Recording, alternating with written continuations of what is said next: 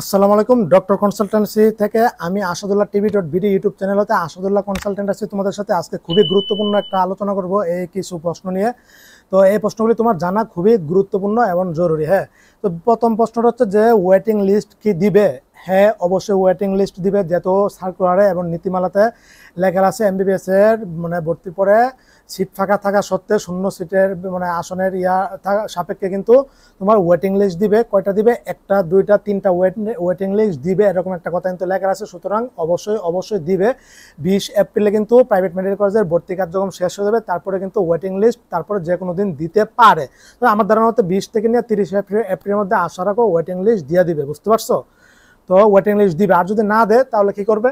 হ্যাঁ, অবশ্যই দিবে। মোটামুটি আশা রাখো যাদের 48,600 অলরেডি চান্স হয়েছে, এখান থেকে অনেকে ভর্তি হবে না, অনেকে নিশ্চয়ন করে নি, বহুত সিট ফাঁকা থাকবে।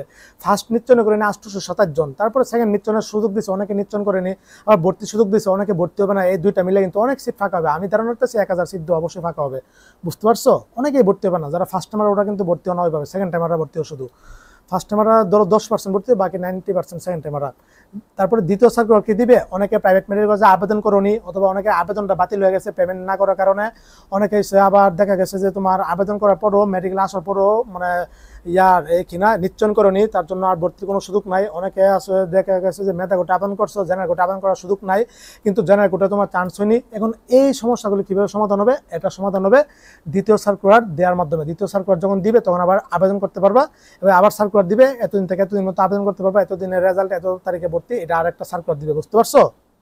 তখন তুমি আবেদন করতে পারো, তখন তোমার একটা মেডিকেলে তুমি ভর্তি হওয়ার সুযোগ পাবা যদি সিট ফাঁকা থাকে, বুঝছো? এটা কতজন ভর্তি হবে এটার উপর নির্ভরশীল। গতবার কয়টা সার্কুলার দিছিল? গতবার একটা, দুইটা, তিনটা সার্কুলার দিছিল। তিনটা দেওয়ার কারণ আছে, অনেক ভার্সিটি বাকি ছিল, অনেকে ভর্তি হয়নি, তারপরে দেশে জুলাই আন্দোলন হয়েছিল, এটার জন্য মোটামুটি 3টা সার্কুলার দিয়েও তারপর আবার ওয়েটিং লিস্ট দিয়েছিল, বুঝতে পারছো? এবার আশা করি সর্বোচ্চ দুইটা সার্কুলার দিবে। দ্বিতীয় সার্কুলার দিবে, বুঝছো? এখন কবে দিবে? এটা ধরো মে মাসের প্রথম দিকে দিতে পারে, বুঝতে পারছো? তারপরে 60,000 সিরিয়াল পর্যন্ত কি চান্স হবে? হ্যাঁ, ওয়েটিং লিস্টটা আশা করি 60,000 সিরিয়াল পর্যন্ত যাবে, এটা যতটুকু ভাবতেছে, যেহেতু অলরেডি প্রথম নিশ্চয়ন দ্বিতীয় নিশ্চয়ন হয়ে 48,000 পর্যন্ত চলে গেছে। গতবার এটা ছিল সর্বোচ্চ 34,000 থেকে 40,000-এর মধ্যে, বুঝতে পারছো? এবার আবেদন কম করছে, বুঝতে পারছো? কিস্তি দেওয়া সত্ত্বেও কিন্তু এবার আবেদন স্টুডেন্ট কম করছে, এটা হচ্ছে আসল কথা। আশা রাখো ইনশাল্লাহ বাকি আরো 12,000 পর্যন্ত যাবে ওয়েটিং থেকে, বুঝতে পারছো? ধরো এই যে 48,000 থেকে 60,000 পর্যন্ত সর্বোচ্চ কতজন আবেদন করবে? সর্বোচ্চ তোমার 400-500 আবেদন করছে, সর্বোচ্চ 500 জন হয়তো আবেদন করছে, বুঝতে পারছো? অবশ্যই চান্স পাবা, বুঝছো? কোনো প্যারা কোনো কারণ নাই, চান্স সবার হবে এবার ইনশাল্লাহ, বুঝতে পারছো? আমার আজ পর্যন্ত যে এত শত ভিডিও তৈরি করছি, কোনো ভিডিওতে আমার কথার সাথে এই অমিল পাইছো? সবগুলোতে মিল পাইতেছো, বুঝতে পারছো? আর আচ্ছা, সার্কুলার কবে দিবে না দিবে একটা স্বাস্থ্য দপ্তর নিজেও জানে না, তো আমরা কিভাবে বলবো? তবে ধারণা সাপেক্ষে বলতে পারি দিনে দিবে, এটা ধারণার উপর। হ্যাঁ, তবে ওইটাই কার্যকর হবে, মোটামুটি কোনো সমস্যা নাই। তারপর দ্বিতীয় আবেদনে টপ মেডিকেল কলেজে কি চান্স পাবা? হ্যাঁ, অবশ্যই পাবা, পজিশন ভালো থাকলে। তখন ওইগুলোতে সিট ফাঁকা থাকবে। কিভাবে ফাঁকা থাকবে? অনেকে ভর্তি হবে না, অনেকে ম্যাগের সঙ্গে চলে যাবে। তারপর হচ্ছে আরেকটা কি সিস্টেমে, ফরেনার সিট সবাই আর ভর্তি হবে না। অলরেডি ফরেনার কিন্তু 9টা লিস্ট দিয়েছে ফরেনারদের। 9টা লিস্টে দেখলাম আমি 1000-এর উপরে কিন্তু ফরেনার স্টুডেন্ট এবার আসতেছে, বুঝতে পারছো? ওটা নিয়ে আমি পরে ভিডিও তৈরি করবো ফরেনারদের স্টুডেন্টদের জন্য। ঐচ্ছিক মাইগ্রেশন কি অন্য কলেজে আসবে? অবশ্যই তুমি তোমার পজিশন অনুসারে যেগুলি রাখছো এগুলিতে ওই 4টা থেকে যদি সিট ফাঁকা থাকে অবশ্যই আসবে। তবে ঐচ্ছিক মাইগ্রেশন এবার অনেকেরই হবে, সমস্যা নাই।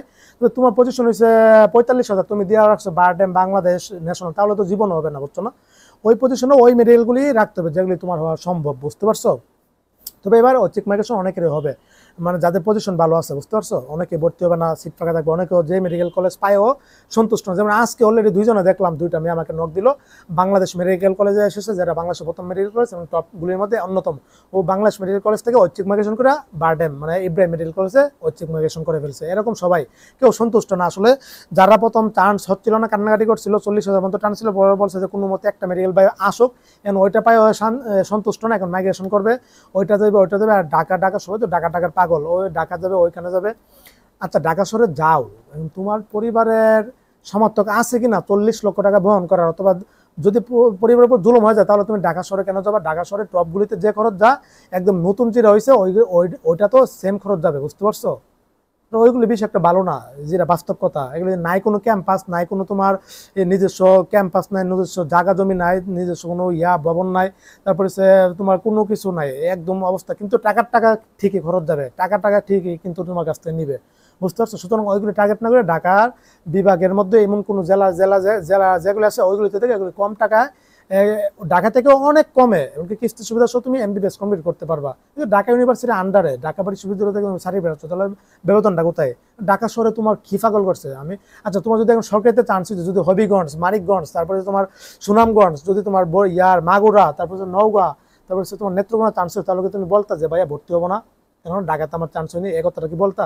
ঠিক সেভাবে সবাই কিন্তু 90% স্টুডেন্ট কিন্তু এখন ঢাকা করে ঢাকার মধ্যে ভর্তি হতে চায়। ঢাকাতে যে কি পা আমি জানি না। আমি বলছি যে ঢাকায় ভর্তি হলে তোমার 40 লক্ষ টাকা খরচ যাবে, ডিপ্রেশনে থাকবা, ফেল করাবে, সাপ্লি দিবে, তুমি মানসিকভাবে অসুস্থ দেবে। অলরেডি যারা আত্মহত্যা করছে বিগত 5 বছর আমি দেখলাম সবগুলি ঢাকা শহরের কোনো না কোনো মেডিকেল কলেজে।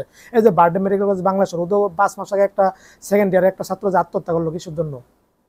বুঝতে পারছো? ঢাকাতে কিন্তু অনেক চাপ দেয়, অনেক প্যারেশানি দেবে, টাকার টাকা। তুমি নিম্ন মধ্যবিত্ত, তোমার মধ্যবিত্ত পরিবারে তুমি ভর্তি হওয়ার পরে এমন করে না যে পরিবারকে বিপদে ফেলে দিও না, বুঝছো? এগুলি জানি না শুনে ভর্তি হয়, আবেগের ঠেলায় ভর্তি হয়ে যায় না। ঢাকাগুলি সেশন ফি নেয়, হিডেন চার্জ ধরবে, আনুষঙ্গিক কোনো একটা টাকার পাইছে, এখানে তোমাকে যা বলে তাই তুমি শুনতে বাধ্য। আর বেতন আল্লাহ মাবুদ, বেতন তো মাসে না দিতে পারলে জরিমানা ধরে 500 টাকা করে, 1000 টাকা করে, পরীক্ষা বসতে দিবে না, ফেল করবে, এরকম অনেক একটা অন্যরকম কন্ডিশনে রাখবে তোমাকে। আর ঢাকার বাইরে যেগুলো এগুলো এত প্যারা দেয় না, বুঝতে পারছো? অনেক কম সুযোগ সুবিধা দেয়, অনেক কোনো সমস্যা না। পরিচিত কিছু ঢাকার বাইরে মেডিকেল কলেজ আছে, কম টাকায় করে দিতে পারবো, কিস্তি সুবিধা নিয়ে দিতে পারবো, কোনো সমস্যা না। আরও অনেক ফেসিলিটি আছে ঢাকা ইউনিভার্সিটির আন্ডারে। চাইলে ঐচ্ছিক মাইগ্রেশনকে ওইগুলিতে আসতে পারো, আমার সাথে যোগাযোগ করতে পারো, বুঝতে পারছো?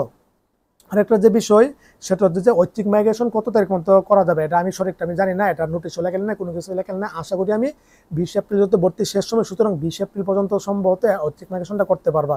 ঐচ্ছিক মাইগ্রেশনকে আগে আমি ভিডিও তৈরি করছি, ওইটা দেখতে পারো। ঐচ্ছিক মাইগ্রেশন তুমি কলেজে 1 লক্ষ টাকা দিয়ে ভর্তি হবা, জাস্ট 1 লক্ষ টাকা মানে পে অর্ডারের মাধ্যমে। তারপরে কলেজে প্রিন্সিপালকে বলবো ঐচ্ছিক মাইগ্রেশন করবা, উনি মনে হয় এটা অ্যাক্টিভ করে দিবে। তারপরে তুমি অনলাইনে নিজে আবেদন করতে পারবা, 4টা মেডিকেল কলেজ সর্বোচ্চ দিতে পারবা, অথবা 1টা 2টা অথবা 3টা দিতে পারবা, এটা আমি বলছি। তারপরে মাইগ্রেশন হলে তোমার সিমে SMS আসবে, তখন তুমি ওই মেডিকেলে চলে যেতে হবে। এসএমএসটা কখন আসবে? আশা করি 20 এপ্রিল পরে যে কোনো 2-3 দিনের মধ্যে আইসা পড়বে, বুঝছো? 20 তারিখের মধ্যে ভর্তি না হলে পরে কি ভর্তি হতে পারবো? গুরুত্বপূর্ণ একটা প্রশ্ন। কোনো সার্কুলারে নীতিমালাতে কিন্তু একতারা লেখেন নাই, কিন্তু আমি জানি, আমি আজকে এটা প্রকাশ করে দিচ্ছি বিষয়টা। ধরো 20 তারিখ পর্যন্ত তোমার ভর্তি হতে হবে, 20 তারিখের মধ্যে ভর্তি না হলে ভর্তি বাতিল, তুমি আর হতে পারবে না। এটা তো নিয়ম, এটা তো কথা। এখন আমি আসল কথায় আসি। ধরো তুমি 20 তারিখে ভর্তি হতে পারলা না, অথবা মানে এপ্রিল মাসে ভর্তি হতে পারলা না, মে মাসে ভর্তি হতে হলো না, তখন ঘটনা কি ঘটবে? ধরো 1-2 মাস চলে গেল, কিন্তু তোমার যে মেডিকেল কলেজে এসেছিল ওটা তুমি 100 টাকা দিয়ে নিশ্চয় করছো, এমনকি পিডিএফে তোমার রুল আছে, নাম আছে, কিন্তু তুমি ভর্তি হওনি, পছন্দ হয়নি, অথবা টাকার সমস্যা, যে কোনো কারণে ভর্তি হওনি, কিন্তু পরে কি হতে পারবা? ইয়েস, পরে ভর্তি হতে পারবা। এই বিষয়টা আজকে আমি প্রকাশ করলাম, কাউকে জানাইনি। তো বিষয় হচ্ছে যে এটা কিভাবে সম্ভব? এটা ওইভাবে সম্ভব যদি ওই মেডিকেল কলেজে সিট ফাঁকা থাকে, তখন তুমি তোমার ভর্তি ওরা নিয়ে নিবে, কোনো সমস্যা নেই। গতবার এরকম আমি 3-4 জনকে ভর্তি নিজে করাইছি, বুঝতে পারছো? ভর্তি টাইম শেষ, তারপরও টাইম শেষ হওয়ার পরে 1 মাস পরে পরিবারকে মানে স্মরণ করে দিয়েছি, তখন বলছে সম্ভব নাকি এটা, তখন টাইম দাইন না ভর্তি করে দিয়েছি, বুঝছো? ভর্তি নিচ্ছে, ওই যে নিশ্চয় করছে, নাম আসছে, সিট ফাঁকা আছে, ভর্তি নিয়ে নিবে, কোনো সমস্যা নেই, এটা কোনো যাই যাবে না, একদম ওকে। আর একটা বিষয় জানিয়ে রাখি, রেজিস্ট্রেশন হওয়ার আগ পর্যন্ত ভর্তি নিবে। তোমার এখন নাম আসছে, মেডিকেলে ভর্তি যদি না হও, তাহলে তোমার রেজিস্ট্রেশন হবে, ক্লাস হওয়ারও 1 মাস পর্যন্ত রেজিস্ট্রেশন হবে, ইউনিভার্সিটির রেজিস্ট্রেশন চলার আগ পর্যন্ত ভর্তি হতে পারবা। কিন্তু এটা কোনো কলেজ তোমাকে বলবে না, আর তুমি রিক্সে যাওয়ার দরকার নেই, তখন সিট ফাঁকা থাকে কি না থাকে এটা রিক্সের জায়গা। যাদের টাকার সমস্যা ওরা অথবা ভর্তি বানা পরবর্তীতে ওইটা পরে বিবেচনা করতে পারো। এই জিনিসটা আজকে আমি জানিয়ে রাখলাম, হ্যাঁ, এটা মাথায় রাখবা। তারপর হচ্ছে তোমার কম টাকায়ও কিস্তিতে কি এমবিবিএস পড়তে পারবো? ইয়েস পারবা। আমার পরিচিত কিছু মেডিকেল কলেজ আছে, আমি বললাম হয়তো কমে কিস্তিতে করে দিতে পারবো, কোনো সমস্যা নাই, বুঝতে পারছো? তো এই ছিল কিছু প্রশ্ন নিয়ে, চাইলে এগুলো করতে পারো। আর যারা অলরেডি ভর্তি হয়ে যাও, রিস্ক নেওয়ার, আমি যে কথাটা বললাম 20 এপ্রিল পরে এত রিস্ক নেওয়ার দরকার নাই, বুঝতে পারছো? যারা ভর্তি হয়েছে এগুলো আবার স্বাস্থ্য দপ্তরের রুল পাঠায়, যারা ভর্তি হয়েছে ওদের রুলও পাঠায়, যারা না হয়েছে ওদের রুলও পাঠায়। ওটা আমরা কিছু না, এটা নিয়ম, পাঠানো লাগে, পাঠায়, গত বছর পাঠাইছে। আর সার্কুলার গতবার 3টা দিয়েছিল, এবার আশা করি 2টা পর্যন্ত দিবে, 2টাতে আশা করি ফিল আপ হয়ে যাবে, এবার সবাই সিট পাবে। এটা আসল কথা, বাস্তব কথা। গতবারও কিন্তু প্রাইভেট মেডিকেলে প্রায় 1-200 মতো সিট ফাঁকা ছিল, এখনো ফাঁকা আছে, এগুলি বুঝতে পারছো? তো এই ছিল কিছু গুরুত্বপূর্ণ প্রশ্ন নিয়ে আলোচনা করলাম। আশা করি এগুলি তোমারও মনে প্রশ্ন হয়ে গেছে। প্রশ্ন এমন করে আমি তৈরি করি, এগুলো কিন্তু তোমরা কেউ জিজ্ঞাসা করো আমাকে, আমি আমার ধারণা থেকে তৈরি করে উত্তর দিয়ে দেয়, তোমাদের সব হয়ে যায়, বুঝতে পারছো? তো এই ছিল, সবাই ভালো থাকো, সুস্থ থাকো, সবার জন্য অনেক অনেক শুভকামনা রইল। আর ওদের জন্য অবশ্যই মন ভরে হ্যাঁ, আর আজকে ঢাকা সমাবেশ সমাবেশ হচ্ছে, অবশ্যই যারা ঢাকা বসবাস করো ওরা অবশ্যই ওখানে যাবা, মোটামুটি একটা সাপোর্ট করবে। হ্যাঁ, লাখ লাখ হাজার হাজার মানুষ কিন্তু অলরেডি আছে ফেসবুকে লাইভে দেখতেছে এগুলি। তো কিছু বলতে পারতেছি না, আমার চ্যানেলে সমস্যা হয়ে যাবে। আর আজকে 12 তারিখ, আলহামদুলিল্লাহ 12 তারিখ আমার চ্যানেলে অলরেডি 2টা স্টেক স্টেক খেয়ে ফেলছিলাম আমি গত 3 মাসে। অথচ গত 8 বছর আমি কোনো স্টেক খাইনি। কিসের জন্য খাইছি 2টা স্টেক? এটার জন্য, এটা নিয়ে কথা বলার কারণে। আজকে 12 তারিখ, ইনশাল্লাহ আজকে আমার একটা স্টেক ছুটে যাবে আলহামদুলিল্লাহ। অনেক টেনশন মুক্ত, প্যারেশান মুক্ত হয়ে যাবে ইনশাল্লাহ। 2টা স্টেকের পরে আরেকটা স্টেক আসলে চ্যানেলটা বাতিল হয়ে যাবে কি। তো তোমরা দোয়া করো, সমস্যা নাই। আর যাতে স্টেক না আসে, আর ওইগুলো নিয়ে আসলে আমি ওর লেকচারও দিতে চাই না, এগুলো নিয়ে সমস্যা দিতে হয়, দরকার নেই। মন থেকে দোয়া করি, তোমরা দোয়া করো, সমস্যা নাই। যে যে স্থান থেকে প্রতিবাদ করো, মানে আন্দোলন করো, সাপোর্ট করো, দোয়া করো, এ প্রান্ত থেকে দোয়া ছাড়া এখন আর কিছু করার নাই। হ্যাঁ, তো বুঝো কি পরিমাণ একটা লেকচার দিলে কত রূপ মিডিয়া অথবা ওনারা মানে আতঙ্কিত হয়ে যা, মানে ভিডিও রিমুভ করে দিয়েছে, এমনকি আমার চ্যানেলটাকে ইয়া করে দিয়েছে। পেজটা, আমার ফেসবুক পেজ কিন্তু বিশাল বড় ছিল, 12,000 ফলোয়ার, ওটা সাসপেন্ড হয়েছে, চ্যানেলটা আছে। তো যাই হোক, মন ভরে দোয়া করবো। এই স্থান থেকে এগুলি আসলে মিডিয়াতে প্রকাশ করলো ঝামেলা, মানে এই দ্বারা সবকিছু ডিটেকশন করা হয়। হ্যাঁ, তো সবাই ভালো থাকো, সুস্থ থাকো, সবার জন্য অনেক অনেক দোয়া ও শুভকামনা রইল। আসসালামু আলাইকুম ওয়া রাহমাতুল্লাহি ওয়া বারাকাতুহু।